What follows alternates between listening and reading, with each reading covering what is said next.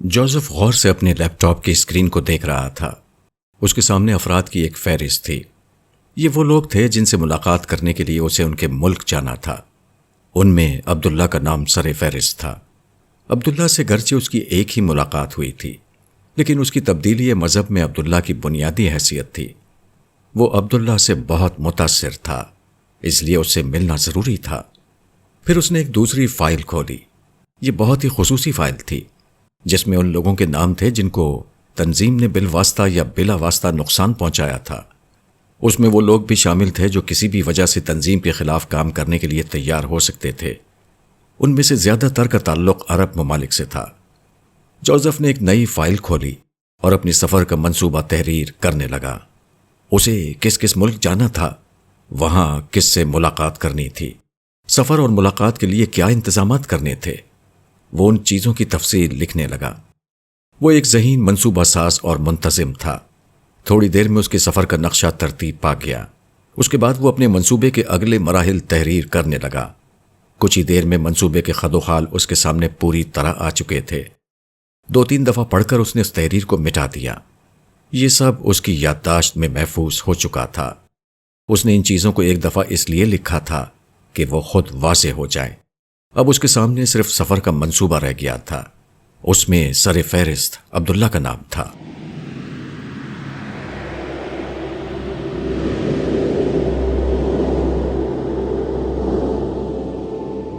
عبداللہ تھوڑی دیر کے لیے رکا اور نبیہہ کے چہرے پر اپنی باتوں کا رد عمل دیکھنے لگا۔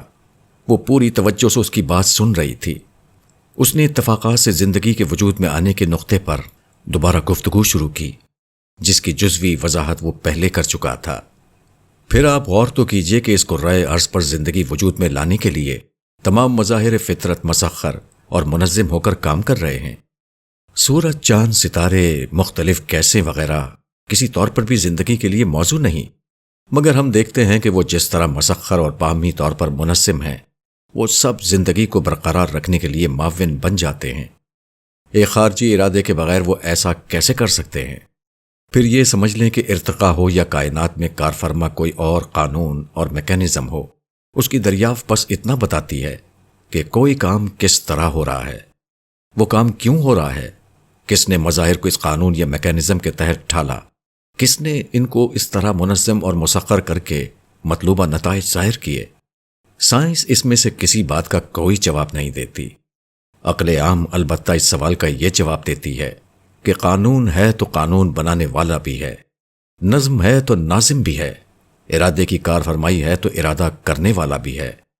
قرآن اس عقلی نتیجے کو درست رخ پر موڑ کر بتاتا ہے کہ یہ سب کچھ اس ایک رب نے کیا ہے جو بہت مہربان ہے اور ہر چیز پر قدرت رکھتا ہے۔ اس لیے ارتقاء کو بے نہیں مان بھی لیا جائے تو وہ خدا کا طریقہ تخلیق بتاتا ہے، خدا کی ضرورت ختم نہیں کر دیتا۔ عبداللہ یہ کہہ کر خاموش ہو گیا۔ نبیہہ نے اس کی تائید کرتے ہوئے کہا، آپ بالکل ٹھیک کہہ رہے ہیں، اس زاویے سے تو میں نے کبھی سوچا ہی نہیں تھا۔ عبداللہ نے دوبارہ کہا، پھر یہ دیکھو کہ یہ کائنات اپنی ابتدا، اپنے ظہور، اپنے نظم، ترتیب، توازن اور ہر طرف پھیلی قدرت اور ربوبیت کی نشانیوں کی خاموش زبان میں پکار کر کہہ رہی ہے کہ اسے بنایا کیا ہے، اس کا ایک خالق ہے۔ تم اس خاموش زبان کو اتفاق کا نام دینے کے بجائے سننے کی کوشش کرو تو معلوم ہوگا کہ وہ قرآن مجید کے اس دعوے کی بھرپور تائید کرتی ہے کہ وہ مخلوق ہے، خالق نہیں۔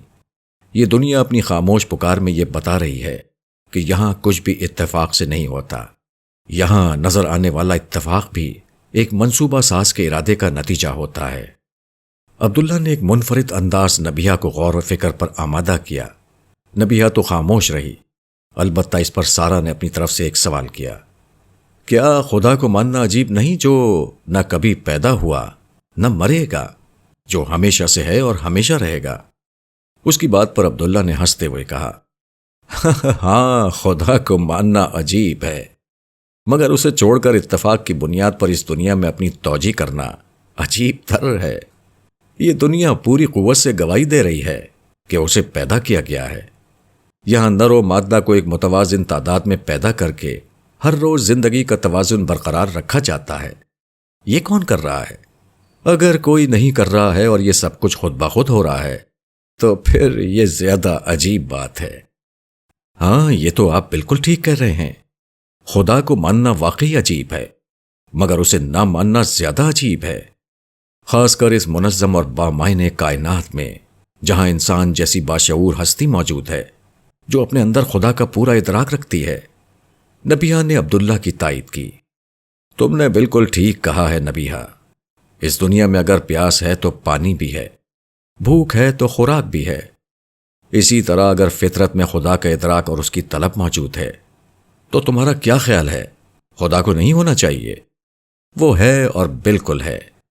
نہ صرف ہے بلکہ اس کائنات کا خدا بولتا بھی ہے، وہ دعوے کرتا ہے، وہ رسول بھیجتا ہے، ان کو غلبہ دیتا ہے۔ قرآن مجید اس خدا کی سچائی کا سب سے بڑا ثبوت ہے۔ قرآن مجید اسی حقیقت کی تفصیلی رودات ہے کہ کس طرح اس کے آخری پیغمبر نے اپنے نبوت کے پہلے دن سے یہ چیلنج دیا تھا کہ وہ خدا کے رسول ہیں، اور جو لوگ ان کی دعوت کو مانیں گے وہ بچیں گے، اور جو نہیں مانیں گے وہ مارے جائیں گے۔ تھوڑے ہی عرصے میں یہ ہو گیا۔ قرآن مجید اسی سچائی کا ناقابل تردید تاریخی ریکارڈ ہے۔ اس کے بعد کوئی خدا کا انکار کیسے کر سکتا ہے؟ عبداللہ نے اس کو مزید مطمئن کرتے ہوئے کہا، جانتی ہو انسان کا مسئلہ کیا ہے؟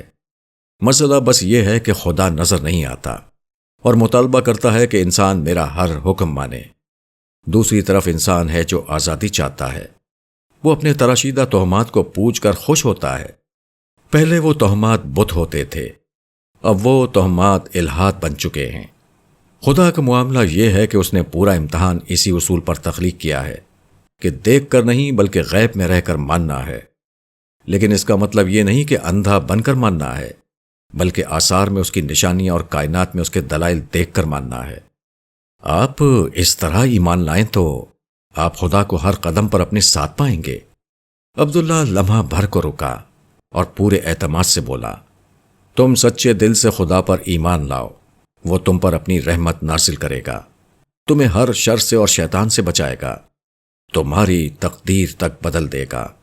خدا زندہ ہے، کبھی اس زندہ خدا کو آزما کر دیکھو۔ وہ دنیا کی کوئی چیز کسی حکمت کی وجہ سے روک سکتا ہے، مگر ہدایت کے معاملے میں کبھی اس کو کوئی سمجھوتا کرتا نہیں پاؤ گی۔ تم اسے پکارو، وہ تمہیں سنبھال لے گا۔ اس پر بھروسہ کر کے تو دیکھو، وہ تمہیں نبھائے گا۔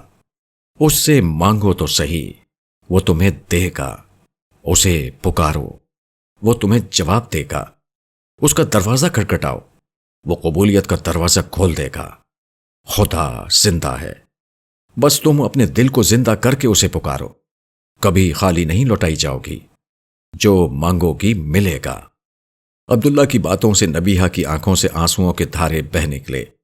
سارا اور نائمہ بھی رونے لگی۔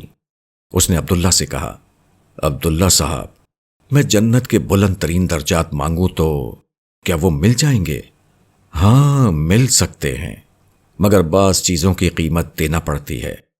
جب وقت آئے گا تو تم سے وہ قیمت مانگی جائے گی، اگر تم نے دے دی تو جو چاہو گی وہ ملے گا۔ نبیہ جواب میں کچھ نہیں بولی۔ کچھ دیر کے لیے خاموشی چھا گئی۔ عبداللہ نے گھڑی دیکھتے ہوئے کہا، آپ لوگ تشریف رکھیں، مجھے ایک جگہ جانا ہے۔ یہ کہتے ہوئے عبداللہ جانے کے لیے کھڑا ہو گیا۔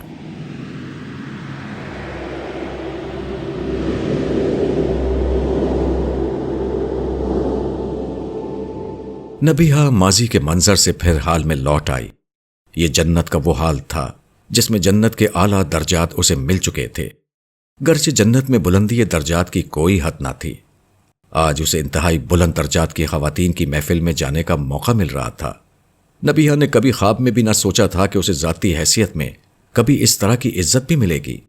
نبیہ کی حضرت سارہ علیہ السلام سے کوئی بہت واقفیت نہیں تھی۔ اسے اپنے شوہر کے ساتھ اعلیٰ ترین اہل جنت کی مجالس میں جانے کا موقع مل جایا کرتا تھا۔ ایسے ہی کسی محفل میں اس کا تعارف حضرت سارہ سے ہو گیا تھا۔ حضرت سارہ نبیہ سے بہت محبت سے ملی تھیں۔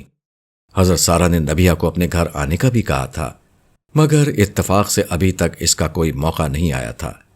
جنت کی اس دنیا میں زندگی ابھی شروع ہوئی تھی۔ لوگ ایک دوسرے سے بہت زیادہ واقف نہ تھے، ابھی تعلقات بن رہے تھے، واقفیت پیدا ہو رہی تھی۔ اس طرح کی واقفیت کا ایک بڑا موقع جنت کی وہ مجالس ہوتی تھیں جن میں انبیاء علیہ السلام مختلف زمانے کے ابرار اور صالحین کو اپنے ہاں بلایا کرتے تھے۔ نبیہا کا ایسی محافل میں جانا ہوا تھا، مگر اپنے شوہر کے بلند درجات کی وجہ سے کہیں جانے اور ذاتی حیثیت میں کہیں جانے میں زمین آسمان کا فرق تھا۔ اس دوسری چیز میں جو عزت، جو شان تھی، وہ ظاہر ہے کہ بہت غیر معمولی تھی۔ آج حضرت سارہ کا جو پیغام براہ راست نبیہا تک آیا تھا، اس میں یہ بات واضح طور پر بتائی گئی تھی کہ یہ جنت کی اعلیٰ ترین خواتین کا اجتماع ہے۔ اس میں بلایا جانا نبیہا کے لیے بلا شبہ ایک بہت بڑا اعزاز تھا۔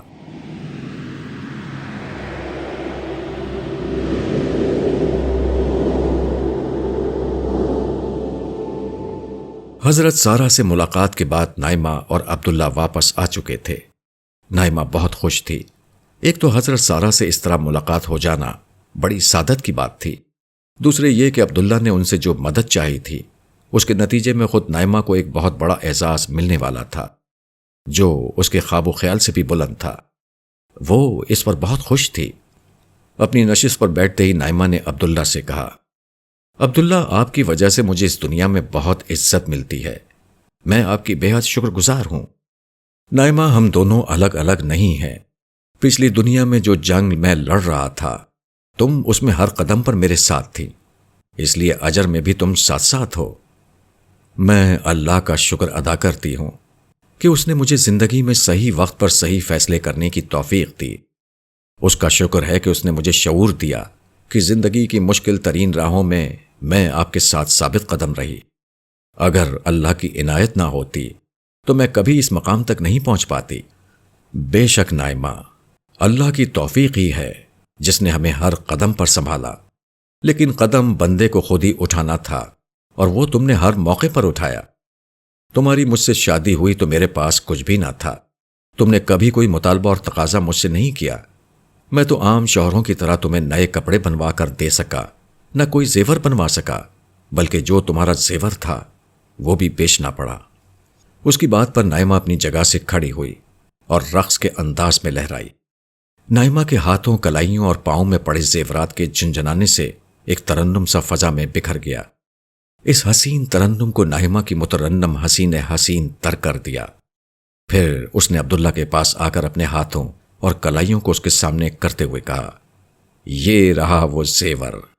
دنیا کا زیور تو ہر حال میں جانا تھا، زندگی میں نہیں جاتا تو موت کے ساتھ چلا جاتا، مگر اس زیور کو کہیں نہیں جانا۔ میں نے تو ایک سودا کیا تھا، جو بیچا تھا خدا کے ہاتھ بیچا تھا، اور پھر اس کی پوری قیمت بھی تو پائی ہے۔ عبداللہ نے نائمہ کے ہاتھوں کو ہولے سے تھام لیا اور اس کے مزین ہاتھوں کو غور سے دیکھنے لگا، جن کی خوبصورتی کے لیے نہ جانے کون سے رنگ استعمال کیے گئے تھے۔ پھر دھیرے سے بولا، ہاں، خدا کا سودا ادھار تھا، مگر بہت نفع بخش تھا۔ کچھ دیر اس کے ہاتھوں کو ایک کیف کے ساتھ دیکھتا رہا، پھر اسے کچھ خیال آیا تو بولا، تمہارے ان ہاتھوں کو دیکھ کر مجھے کمل کا خیال آ رہا ہے۔ اس سے رابطہ کر کے اسے بتاؤ کہ ام معظمہ نے تمہارے ساتھ اسے کیا ذمہ داری دی ہے۔ ہمیں اس کے ہاتھوں کو بھی اسی طرح خوبصورت بنانا ہے جیسے تمہارے ہاتھ ہیں۔ نائمہ نے عبداللہ کا کندھا تھپ تھپاتے ہوئے کہا، اللہ نے چاہا تو اس کے ہاتھ بھی جلد ہی میں ایسے ہی سجاؤں گی، آپ بے فکر رہیں۔ میں چلتی ہوں اور کمل کے پاس جاتی ہوں۔ اس اداس رانی کو ایسے کسی کام کے لیے آمادہ کرنا خود ایک مرحلہ ہے، لیکن میں اسے تیار کر لوں گی۔ شکریہ، تم ہمیشہ سے میرا سہارا رہی ہو اور ہمیشہ رہوں گی۔ یہ کہہ کر نائمہ باہر کی سمت روانہ ہو گئی۔ اس کے جانے کے بعد عبداللہ اس کہانی کے بارے میں سوچنے لگا جو پچھلی دنیا میں شروع ہوئی تھی اور پھر ادھوری رہ گئی تھی۔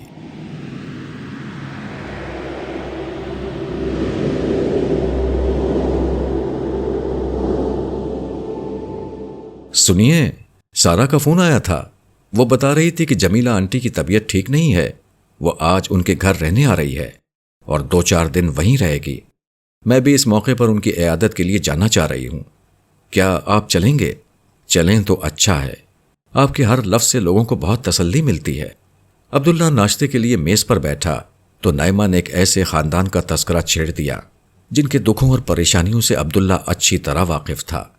اس نے نرمی سے جواب دیا، ہاں ضرور، مجھے بھی کئی دفعہ سارا کا خیال آیا تھا، مگر تم سے اس کی خیریت کے بارے میں پوچھنا یاد نہیں رہتا اور پھر بات ذہن سے نکل جاتی ہے۔ جی آپ کو تو پتہ ہے وہ بہت ہی دکھی لوگ ہیں، خاص کر سارا جتنی اچھی ہے، اس بیچاری نے زندگی میں اتنے ہی دکھ جھیلے ہیں۔ پہلے یتیمی اور غربت کی چکی میں پستے ہوئے زندگی گزاری، شادی ہوئی تو ساس نے اس کی زندگی اجیرن کر دی، اس کے بعد جوان بھائی کی موت کا سانحہ۔ ہاں تم ٹھیک کہتی ہو۔ اور ہاں پھر پچھلے دنوں اچانک سارا کی ساس سسر کی اچانک موت کا حادثہ پیش آ گیا۔ اف میرے خدا! اللہ کا نام لیتے ہوئے نائمہ نے ایک ٹھنڈی آہ بھری اور پھر عبداللہ سے سوال کیا، بیچاری کے ساتھ حادثات ہونا ختم ہی نہیں ہو رہے ہیں، پتہ نہیں بعض لوگوں کی زندگی اتنی مشکل کیوں ہوتی ہے۔ ہاں مجھے اس کی ساس سسر کی تعزیت بھی کرنی ہے، ہم وہاں سارا کے قیام کے دوران ہی میں چلیں گے۔ باقی جہاں تک مشکلات کا سوال ہے تو عبداللہ کی بات ابھی جاری تھی کہ اس کے فون کی گھنٹی بجی۔ نمبر اجنبی تھا۔ اس نے فون اٹھایا تو دوسری طرف سے کسی نے مغربی لہجے میں انگریزی میں اس سے پوچھا، عبداللہ سے بات کر رہا ہوں؟ عبداللہ ایک لمحے کچھ سوچنے لگا۔ اسے مقامی نمبر سے فون آیا تھا، اس لیے غیر ملکی آواز اور لہجہ غیر متوقع تھا۔ اس نے ایک توقف کے بعد مخاطب کی تصدیق کی، جی میں عبداللہ بات کر رہا ہوں۔ آپ کون ہیں؟ میرا نام جوزف ہے۔ آپ کو یاد ہوگا کچھ عرصہ قبل ہم لندن سے نیو یارک جاتے ہوئے جہاز میں ملے تھے۔ عبداللہ کو یاد آ گیا کہ فون پر کون ہے۔ اس روز فلائٹ بہت زیادہ ناہموار ہوئی تھی اور یہ نوجوان اس کے ساتھ ہی بیٹھا ہوا تھا۔ عبداللہ نے اسے اپنا وزٹنگ کارڈ بھی دیا تھا۔ اس کے تصور میں ایک وجیح انگریز نوجوان آ گیا۔ اس نے خوش دلی سے جوزف کی بات کا جواب دیا، جی مجھے اچھی طرح یاد ہے۔ کہیے جوزف آپ کہاں سے بات کر رہے ہیں؟ عبداللہ کے ذہن میں یہ سوال اسی مقامی نمبر کی وجہ سے پیدا ہوا تھا جس سے اسے کال موصول ہوئی تھی۔ میں آپ کے شہر کے ایک ہوٹل میں مقیم ہوں، کیا میں آج آپ سے ملنے آ سکتا ہوں؟ آج شام تو میں مصروف ہوں، آپ کل صبح تشریف لا سکتے ہیں؟ ٹھیک ہے تو پھر کل آپ سے ملاقات ہوگی، آنے سے پہلے میں پتہ سمجھ لوں گا۔ یہ کہتے ہوئے جوزف کی لائن کٹ گئی۔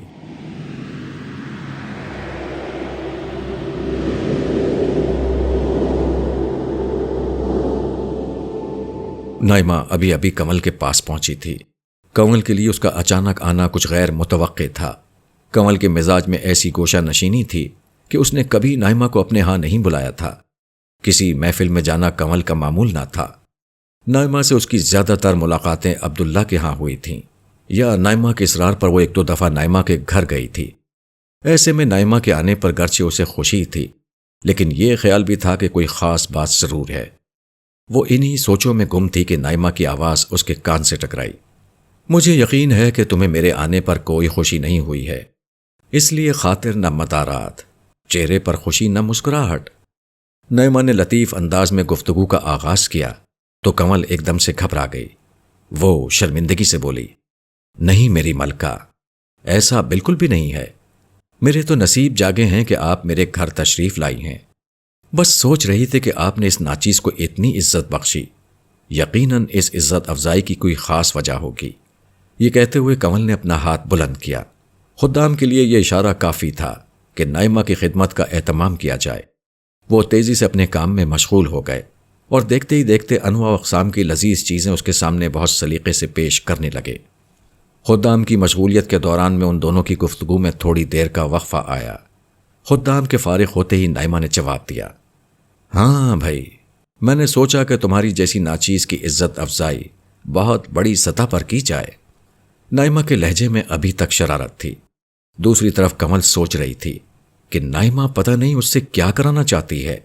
نائمہ نے اس کے تاثرات کو پڑھتے ہوئے کہا، گھبراؤ نہیں، تمہیں کسی مشکل میں نہیں ڈال رہے۔ دراصل ہماری ماں سارہ علیہ السلام نے یہ فیصلہ کیا ہے کہ اہل جنت کی تمام نمایاں اور ممتاز خواتین کو مہمان بلایا جائے۔ نائمہ کا مدعا پاتے ہی کنول نے تیزی سے کہا، مگر میں تو کسی محفل میں کہیں بھی نہیں جاتی۔ تم مطمئن رہو، تمہیں اس محفل میں مہمان کے طور پر نہیں بلایا جا رہا۔ نائمہ کی اس بات پر کنول نے اطمینان کا سانس لیا۔ اس نے سوچا کہ نائمہ شاید وہاں جانے کے حوالے سے اپنی تیاری کے سلسلے میں اس سے کوئی بات کرنے آئی ہے۔ وہ خوشی سے بولی، آپ کو تو ضرور بلایا ہوگا، میری کسی مدد یا خدمت کی ضرورت ہے تو میں حاضر ہوں، مہمان کے طور پر تو مجھے بھی نہیں بلایا گیا۔ نائمہ نے مسکراتے ہوئے اسے بتایا تو کنول سٹپٹا گئی۔ آپ کو کیوں نہیں بلایا؟ مجھے مہمان کے طور پر نہیں بلایا گیا، بلکہ میں میزبان ہوں گی، کیونکہ آنے والی خواتین بہت بڑی تعداد میں ہیں، اس لیے اماں سارہ کی طرف سے کئی خواتین میزبانی کے فرائض سر انجام دیں گی۔ میں اپنے زمانے کی خواتین کا استقبال کروں گی اور اس کام میں تم میری مدد کرو گی۔ تم بھی میزبانوں میں شامل ہو۔ کنول ایک لمحے کے لیے چپ ہو گئی۔ یہ گرچہ ایک اعزاز تھا، مگر اس کا مطلب یہ تھا کہ اسے بہت سارے لوگوں سے کھلنا ملنا ہوتا۔ یہ کنول کا مزاج نہ تھا۔ اسے خاموش دیکھ کر نائمہ نے کہا، گرچہ جنت میں کوئی شخص کسی چیز کا پابند نہیں ہوتا، مگر میں امید کرتی ہوں کہ تم ماں سارہ کی طرف سے ملنے والی اس میزبانی کے شرف کو قبول کرنے سے انکار نہیں کرو گی۔ ظاہر ہے کوئی جنتی عورت اس گستاخی کا تصور نہیں کر سکتی۔ تم یہ کیسے کر سکتی ہو؟ نائمہ نے سوال سے کنول کے فرار کے راستے بند کر دیے۔ مگر وہ دراصل کنول نے ابھی ٹکڑوں کی شکل میں اٹکتے ہوئے اپنی بات شروع ہی کی تھی کہ نائمہ نے اس کی بات کاٹ دی۔ مجھے معلوم ہے تمہیں لوگوں سے ملنا جلنا پسند نہیں ہے، تم تنہائی پسند ہو۔ میں تمہارے اس مزاج کی پوری رعایت کروں گی۔ ایسا کروں گی کہ کسی ایک آدھی مہمان کو تمہارے ذمہ کروں گی۔ اس سے تم بھی آرام سے رہو گی اور ماں سارہ کی بات بھی رہ جائے گی۔ آخر ہم حضرت ابراہیم کی اہلیہ اور اتنے سارے نبیوں کی ماں کی بات کو کیسے رد کر سکتے ہیں؟ یہ آخری کیل تھی جو نائمہ نے ٹھونکی تھی۔ اس کے بعد کنول کے پاس انکار کا کوئی موقع نہیں رہا تھا۔ ٹھیک ہے، جیسے آپ کی مرضی، کنول نے ہتھیار ڈالتے ہوئے بے بسی سے کہا۔ اس کے انداز کو دیکھتے ہوئے نائمہ نے اس سے خوش دلی سے کہا، میں تمہیں بس ایک ہی مہمان دوں گی، مگر وہ ہوگی VIP۔ اس کا خیال رکھنا، وہ مجھے اور عبداللہ کو بہت زیادہ عزیز ہے۔ اگر ایسی بات ہے تو آپ بے فکر رہیں، آپ کی عزیز میرے دل کی مہمان ہوگی، میں اس کا بہت خیال رکھوں گی۔ گڈ، بس پھر تیاری کرو۔ یہ کہتے ہوئے نائمہ اپنی جگہ سے کھڑی ہو گئی۔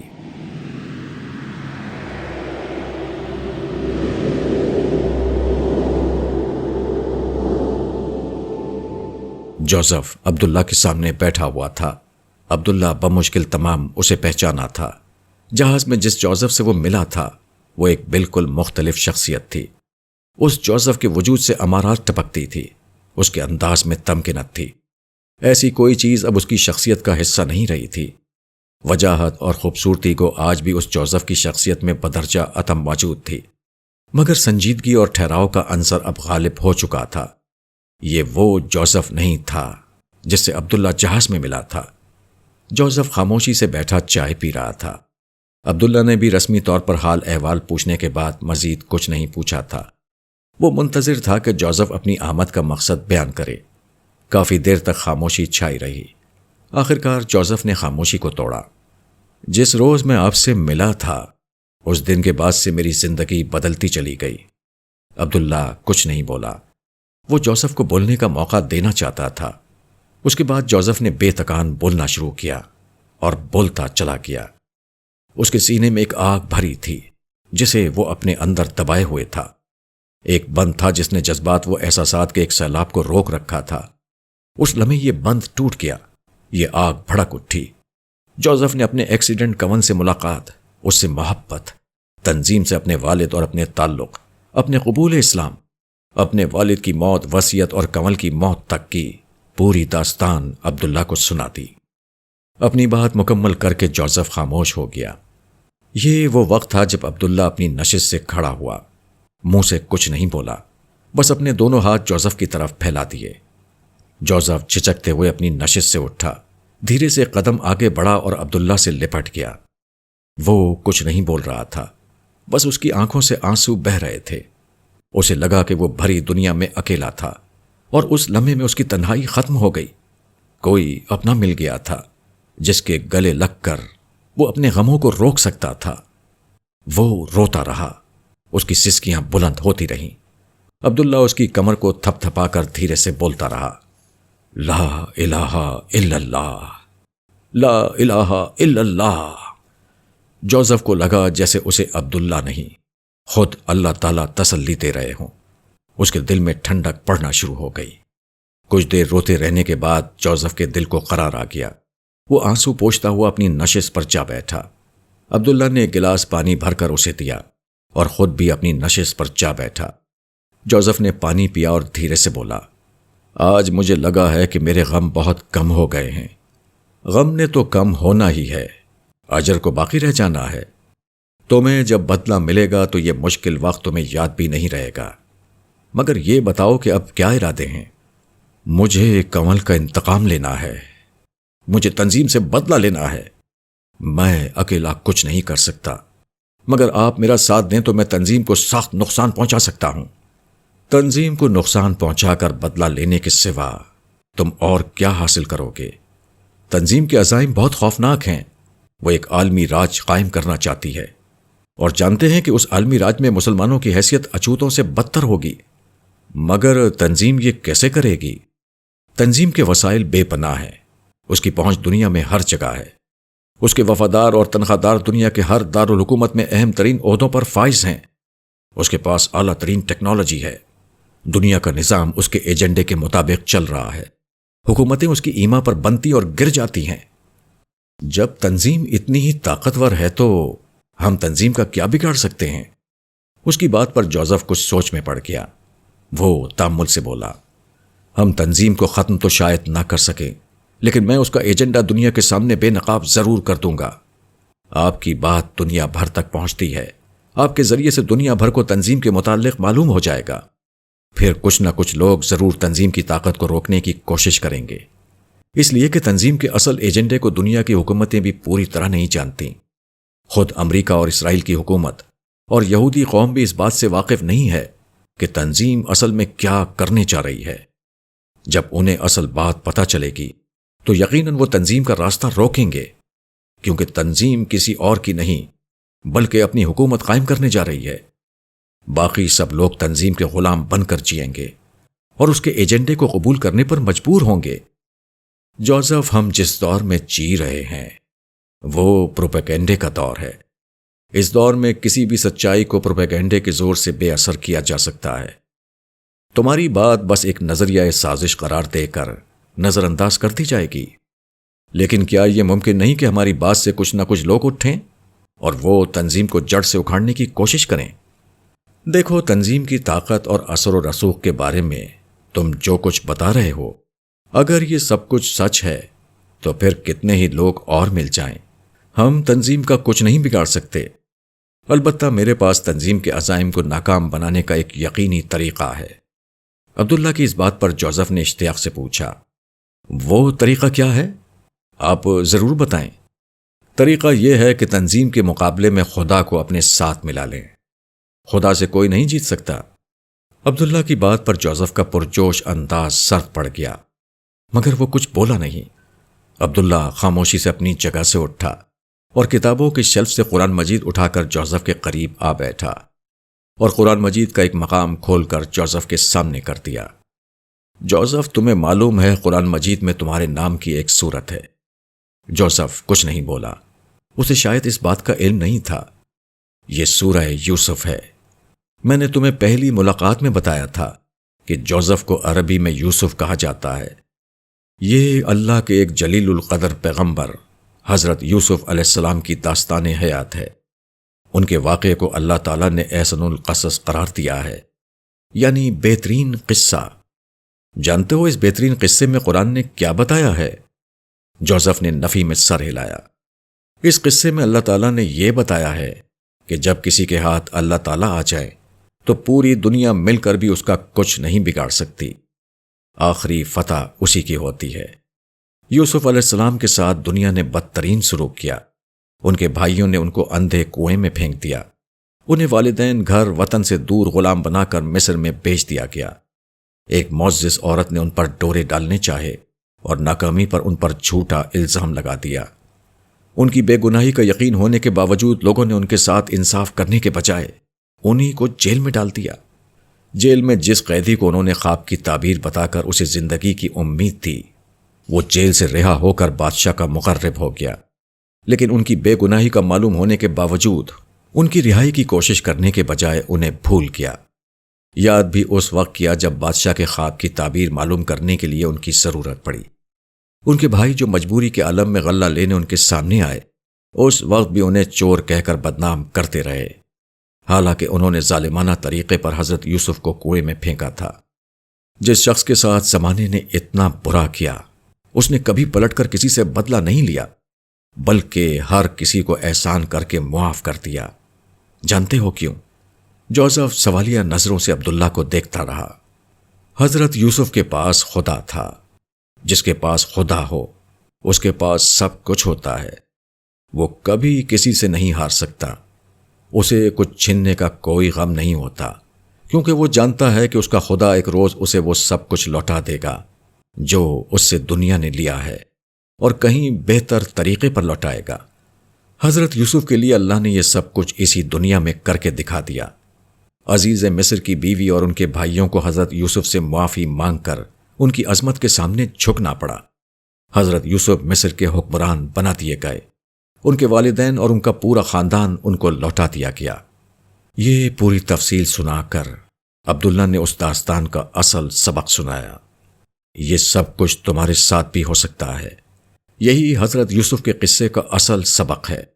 اسی لیے اس کو احسن القصص کہا گیا ہے کہ جو کچھ یوسف علیہ السلام کے ساتھ اس دنیا میں کر کے دکھا دیا گیا ہے، وہ باقی سب مومنوں کے ساتھ آخرت میں کر دیا جائے گا۔ تمہارے لیے آخرت سے پہلے بھی دنیا میں کچھ نہ کچھ تو ضرور کر دیا جائے گا۔ شرط یہ ہے کہ تم یوسف بن جاؤ۔